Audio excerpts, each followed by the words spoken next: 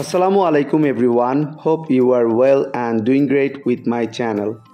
আজকের এই ভিডিওতে আমি আপনাদের সাথে শেয়ার করব একটি অ্যাডভান্স ইংলিশ স্ট্রাকচার। সো ভিডিওটি না টেনে শেষ অবধি দেখুন।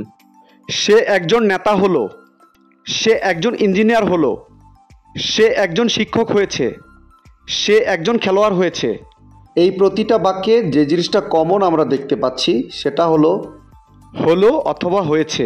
সো যখন আমরা কোনো সেন্টেন্সে এই ধরনের বাক্যটি দেখতে পাবো সেক্ষেত্রে আমাদের ব্যবহার করতে হবে বিকেম অর বিকাম। এই টাইপের বাক্যগুলোকে ইংলিশে বলতে হলে সেন্টেন্স স্ট্রাকচারটি হবে subject plus became or become plus a or an plus noun. চলুন তাহলে এই স্ট্রাকচারটি দিয়ে এক্সাম্পলগুলি দেখা যাক। সে একজন নেতা হলো, he became a leader, he became a leader. সে একজন ইঞ্জিনিয়ার হলো, she became an engineer, she became an engineer.